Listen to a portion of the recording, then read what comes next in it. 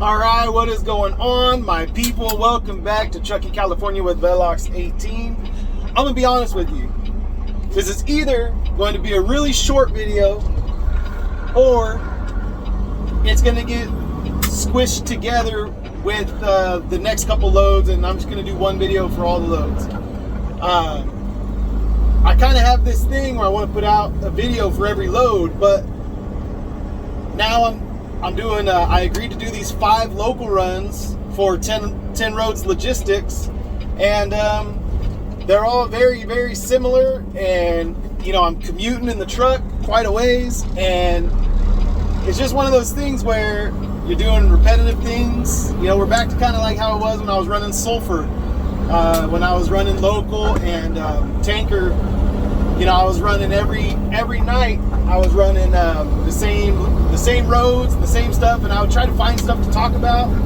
And because it's going to be the same amount every night. I'm going to be making, you know, the same amount of money, the same load. So there's really not a lot of like plot to it, unless something interesting happens. So basically, yeah, we're gonna fast forward these next 3 loads. We're gonna squish them together, I think, unless something really cool happens. We're gonna squish it all into. Sorry, my headset fell. My bad. All right, we're back. We're gonna squish it into one video because, well, it'd be boring to do 3 more videos, just like the last 2 we did, talking about the same amount of money, talking about the same thing. So I'm just going to show you guys the highlights of the night, maybe get some cool footage of El Hueso while I'm driving around. It's night work. The video footage out the windshield isn't that good, so I'll be getting some driving footage during the daytime. And man, we'll just fast forward this thing, and yeah, we're just going to make a cool, calm and collected $4,800 in the next 3 days. So I think that deserves a roll the music. Let's go.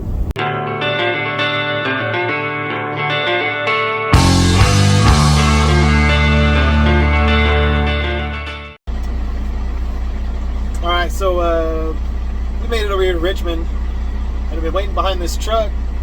He got out of his truck and ran up to the security booth instead of driving up to it for whatever reason, and then he got up to the speaker where it's a 2-way speaker where you talk to the guy, and then for whatever reason he got out of his truck and ran up to the window where that guy sits instead of talking to him through the radio. So I understand when it's your first time somewhere, you know, you got to be careful of what you do and where you go, but this is a pretty easy setup, and my first time, you know, I didn't know exactly what to do, but you figure it out pretty quick. So anyway, this guy frustrated me. Here, I'll show you guys how easy it is.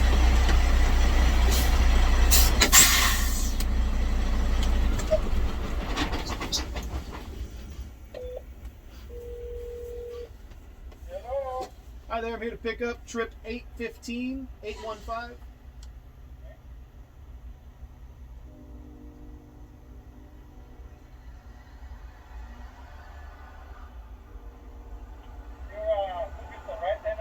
Yes. Last name? Jenkins. Really? 825. Okay, it's gonna be. It's on April 10. That's your 825. It's 152. Is the last. Are you sure you're paying up 825, not 815? No, it's 815. 815. See, 815. It's on door 61, 191. Door 61. Yeah, 191, the last 3 number. Okay, cool. All right, perfect. Thank you. And that was that. Door 61. Pretty easy. Pretty easy. And the last 3 of the trailer is 191, he said. So, door 61. We will get over there right now, and we'll hook up to this trailer, if it's got a green light, we can just take it and go. Paperwork will be on the seal on the back. If they're not done yet, if it's still red, then I can go inside and get my paperwork. Easy peasy. So anyway, they're pretty like helpful. I think they're used to guys coming in who haven't done it before. So we'll get over here, we'll get hooked up, get the heck out of here. All right, so we made it down to Harris Ranch. Let's see if we can get that. Boom. It's sunrise, and we're waiting for our buddy, our partner, to come from Southern California. So I'll be honest, this is getting old. Sitting around waiting for guys to show up at the meet times. The meetup supposedly is supposed to be at 4:45 a.m. I got here at 3:30.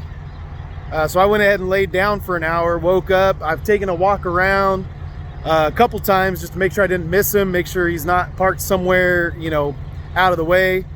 But yeah, I can't wait for these to be done. These runs are cool, and I'm happy to be home all week, but I also know I'm missing out on some loads out, you know, running around a little bit. And yeah, I mean, it's good money. It's good money, but it's not great, amazing, crazy good money. And this is a second time out of the 3 I've done so far where I've had a long wait for my, or is this the 4th one? How many have I done? Anyway, no, this is my 3rd one. Yeah, first one took a long time. Second one, the guy was there already, beat me by an hour. And this time I'm here. Shoot, it's almost 2 hours now that I've been here. So yeah, ready for these to be done. But you know, whatever, it is what it is. I just gotta make sure, you know, these guys have a certain spot. All I get's the address for this Shell station at Harris Ranch, and these other guys, you know, they know exactly the spot that they go to park to make their swap. And you know, I don't know where that's at, so I'm just kind of parked here near the entrance so that hopefully I don't, you know, he doesn't miss me. Hopefully he doesn't go parking somewhere where he always parks, and then I'm, you know, left sitting over here while he's sitting across the lot somewhere. So anyway, we'll get this figured out. We'll get trailers swapped. I don't even have any mail in here, man. I went to San Francisco. I took mail from Richmond to San Francisco. San Francisco, they unloaded that mail and said, hey, have a good day. You don't have anything to take to LA. So that's it. I'm getting eaten by mosquitoes, so I'm gonna go. I gotta get back in the truck, make sure none of them follow me in there. But yeah, fun in the sun. All right, the sun is going down back over there. You see El Hueso. I parked right here on the off ramp. But man, it's chilly. You can see kind of some fog starting to roll in over here. It's getting that nice little June gloom going on June 1st. I like it. All right, let's get out of the wind. All right, hey, what's going on, everybody? We had to get out of that wind, but it's still sunset over here in Richmond, California. And yeah, I wanted to update you guys on what happened this morning. So this morning, I ended up sitting there for 3.5 hours. Turns out the other guy was waiting for me. He was just at a different location. Apparently they gave me the wrong location. And I guess they gave him the wrong location 12 years ago, the first time he ever ran that route. And he found out that day, the same way I found out, that, you know, you're not supposed to meet where they tell you to meet. You're supposed to meet at this other location. So cool of him to drive over and tell me 3.5 hours later, but we got it figured out. I went ahead and I was pretty frustrated by that. Not just by that, but there's a lot of disorganization right now with 10 roads. They have had inaccurate rate confirmations, and not just the addresses, but they actually messed up my route numbers, my trip numbers, so that my rate confirmations don't match my my delivery, my proofs of delivery. So obviously that's going to be hard. I'm pretty sure they would probably still pay me. Just because I don't know if 10 Roads is that with it to like even realize that the proof of deliveries aren't matching the rate confirmation. I think they'll just be like, oh, okay, pay them. But I know my factoring company is with it. They're on the ball, and I'm sure they would say, hey, wait a second, these don't seem to match. You know, we'd like them to match, because ultimately when they're purchasing an invoice from me, they're on the hook to make sure that they can get paid for it. So I'm trying to make sure that I give them, you know, the right stuff.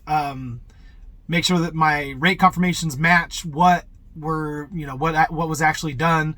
And 10 Roads is just having a hard time fixing that for me. They're dragging their feet. They I guess they had some people leave over the weekend right when I started hauling these 5 loads for them. They had some people quit, and so it's kind of a mess over there. And so I've got the route manager for the whole West Coast. She's the one who I've been able to like kind of really contact. Everyone else has been hard to, I mean, I don't know if they keep trying to send me the voicemails of people who no longer work there or what it is, but I'm not able to get a hold of anyone to get this stuff sorted out. And so I'm left relying on someone who it's totally not her job to do anything with the brokerage, except tell them which route she needs covered. And she's kind of being my liaison with whoever it is over there that she can get a hold of to try and push things through. So I spent today, I kind of just gave them an ultimatum, like, hey, you guys need to get your stuff together and organized and get me my rate con so I can get paid, and give me some detention for this morning, because I'm not going to run these loads for you if this is how it's going to be. I just can't. I can't do it. I can't do it. And so, you know, cut my losses. I mean, you give someone the benefit of the doubt. Okay, well, they messed up the rate confirmations. You know, some kid, you know, who's inexperienced was that, you know, running the photocopier or whatever. You just kind of, okay, they made a mistake, not a big deal. But you'd like them to fix it like in a timely manner, and then you'd also like to not have additional issues on your you know, so the first and second load had issues on the rate confirmation. The third load had the address issue. So anyway, so I just said, hey, you guys need to fix this stuff, because I'm not going to run loads for you anymore if this is how it's going to be, man. And I don't mean to be a punk about it. I'm not trying to, it wasn't like a, I was very cordial, but it was just kind of like, this seems, I called the route manager and just said, it just seems foolish at this point for me to continue doing business with you guys, because there just seems to be a lack of organization and communication. I'm not able to get a hold of anyone when I call the number. I was hung up on twice today. I was sent to voicemails and never heard back. I don't know what else to do. Like that, it just seems like maybe I should not. And she just assured me that that's not the way they do business. And so she said she was going to take care of it. So I said, okay, I'm going to go ahead and just go to sleep here in Richmond and get ready for work tonight. So when I woke up, she had got it taken care of. I had my rate confirmations fixed from the Friday and Saturday night. I'm working on the detention still. I got to get them to pay me something. I'm looking for $150. That's what I'm looking for. Extra $150, because that was ridiculous to have. It's one thing if you have wait time because of, you know, the guy got hung up or he broke down or whatever. That stuff happens. But when we're sitting like that, like that's frustrating. That's totally avoidable. So anyway, yeah, we're just gonna run this next 2 loads. We got the same route 2 nights in a row, and I have the driver's phone number this time, so we should be good. We should be able to get these 2 nights done, and hopefully hook back up to our reefer for Thursday night and Friday. So we'll see. There's not a lot of loads out there, but we're gonna try and hammer something out to close out the week, have a good week. So anyway, I will catch up with you guys when something else exciting and fun happen. You know, I don't know. I think that's what's gonna happen. All right, what's going on? We're in Oakland. It is now Wednesday night. We're on the 3rd load of this video. We're on the 5th load of this kind of batch of loads, and I'm looking for a load for Thursday and Friday, Thursday night to Friday, but I may not do that. I need to get some stuff fixed on the truck, and I need to take it into the dealership to get some stuff ironed out that was supposed to be done by the shop back then, but then they didn't have the parts. So anyway, so we're gonna try to get some stuff done we got a truck show in a couple weeks. So I kind of want to just get that stuff done tomorrow and Friday. And so I may just put the truck in the shop and see, you know, leave that alone. But anyway, I'll know more about that by the morning time. Right now, I just got to get out of here. I got to squeeze out between this trailer here and try and get out of here. So we're gonna get headed down the road. Yeah, we're on the second night in a row. We finally have the same route 2 nights in a row, and it's awesome.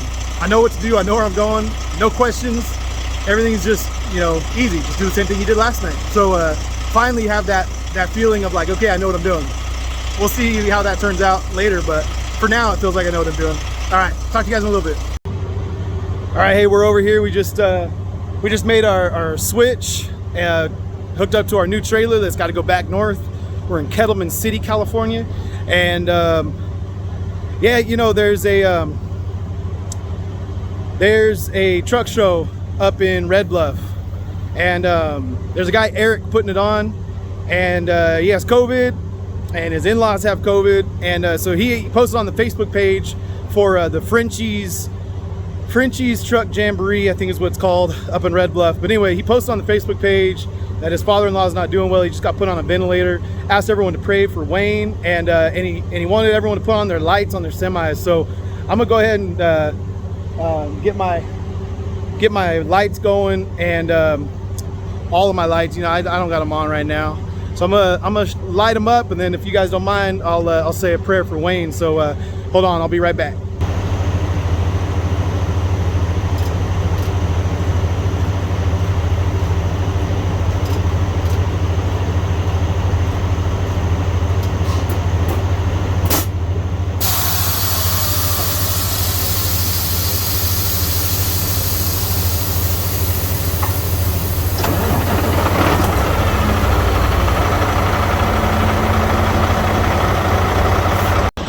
All right, so Heavenly Father, we just pray for Wayne. We pray for healing, God. We pray that you would be with him and his family, God, and it's in the power of Jesus that we ask these things. It's in his name we pray. Amen.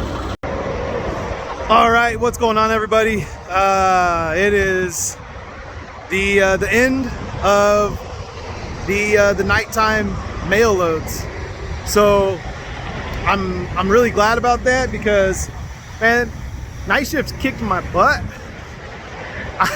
I used to be so used to it, but now I'm like, gosh, dang, how did I do this for 4 years? Oh man, it kicked my butt, guys. This week's been tough. So we ran Friday night, Saturday night, and then we ran Monday, Tuesday, Wednesday night. So the way that I do my weeks is because I'm the one who decides how I do my weeks. I just do it Sunday through Saturday, like your normal, you know, calendar week. Sunday's the first day of the week, the Lord's Day. What's up? So we got one load in delivered on Saturday. That was for last week's loads, and then we did a load Saturday night and delivered it Sunday morning. So that one started off this week, and then we did Monday, Tuesday, Wednesday night, 3 loads. As I already told you guys, those are $1,600 a load. So we did $6,400. Now, if I'm able to get something for tonight or tomorrow morning, Friday, if I'm able to get something, I'll just make another video and give another weekly review. But for right now, I'm going to do this weekly review because I have nothing booked, and I was looking at the load boards, trying to find something on an app, trying to find a load, a reefer load, a power only load, anything, and I just couldn't find anything, man. I couldn't find anything. There's slim pickings. There's a lot of stuff going south, but I'm trying to stay local, and there's just less local work this week than there was last week. So anyway, to the numbers. Let's just get to the numbers. The reason you guys watch, that's the reason you guys watch this channel right here. That truck right there. I mean, let's just be real. That truck's bad. We did 6,400. So I already told you guys 1,600 a pop. We got 4 of them in for this pay period. I mean, it's kind of imaginary pay period, but it's pay period. So 6,400, and we ran just over 2,700 miles. 2,700 miles. So came out to about 236 a mile, and I'm happy with that. I'm happy with that. I'd like to get a little more revenue in than the 6,400 because having 4 days of work on a pay period, I'd rather get another day, more revenue, get at least $1,000 more, and make this week a really good week. Because we did deadhead so much, we bobtailed to and from home base, our yard here, over to Richmond to start each night. So the loaded miles, we would have had an amazing, rate per mile on the loaded miles, because they were all of the routes I did were around 450 to 480 miles, and so my rate per miles would have been almost $4 a mile, $3.75 per mile for almost all all days of work. But I was coming home 105 miles each way, so 210 miles a day. I mean, we were burning fuel, man. We were burning fuel. And so anyway, I don't have all the net numbers yet. I believe I ended up over $2,000 of fuel this week because we were doing so much running around. You know what? I can't even remember, because I was stopping and getting a little bit of fuel each day rather than doing like a couple big fill-ups. I just kind of like that. It's all light loads anyway, so I just figured I'd just stop each night and get fuel and kind of make it easy on myself. So anyway, I don't have all the net numbers, but 6,400, we did 236 a mile. We'll end up netting on this week probably a decent amount, and we'll move on to next week. Got to keep hustling. I do have some stuff I got to get done on the truck. I mentioned that before, but I don't have it scheduled yet, so I'd like to get it done tomorrow if I can't find a load. But you know how it is trying to get into a dealership, and even though it's a brand new truck, and they promised me that they would fix any little minor things, there's some other additional work now that needs to be done with that bracket that needs to be fixed. I actually found another bracket for one of my panels that needs to be fixed. So anyway, I'll show you guys that real quick. Let's take a look at it, because I never gave you guys like a good daytime view of what happened to these things, and so I'll give you guys a chance to see that. I was told that the bracket would break, and guess what? It did. So let's go take a look at that. All right, spin you guys around.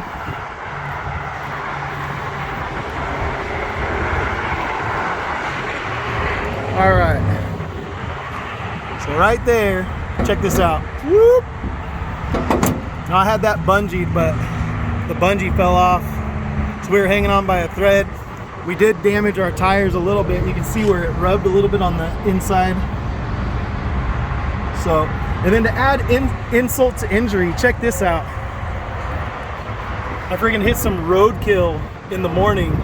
You guys see how it bent that half fender in on the bottom there? Friggin' took something out. It was dark, and I felt myself hit something, and I was like, man, what was that? I thought I just rolled under the tire, but it was something big enough to cause a little dent, and you can see this little ripple right here. So bummer on that. I was pretty bummed when I saw that. And then this right here.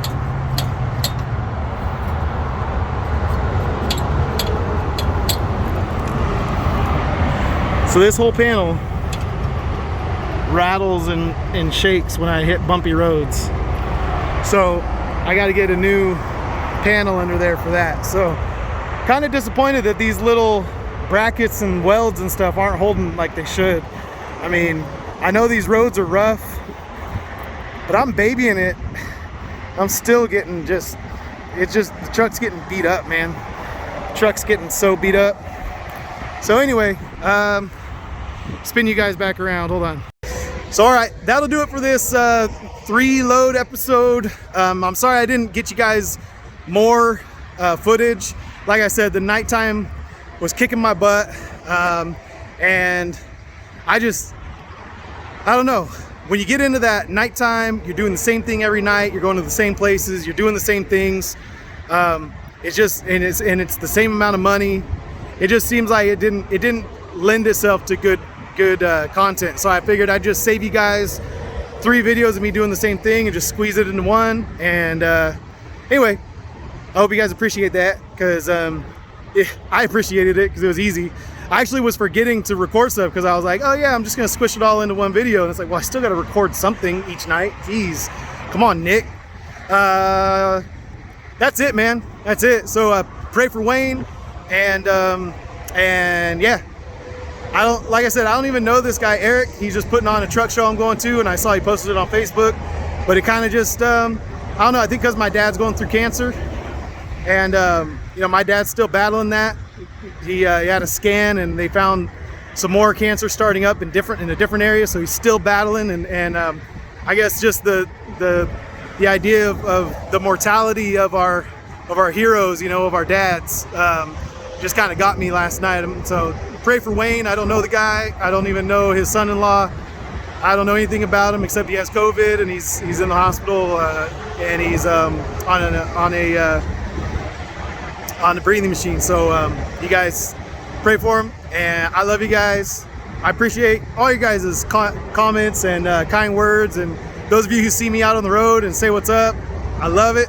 I'm used to being an anonymous truck driver that didn't have anyone ever saying anything to me. So now that I got this truck, everyone recognizes me, and it's different. I'm not used to it, but it's fun. I appreciate you guys. You know, I don't ever think it's weird when you guys say what's up, because I watch YouTube.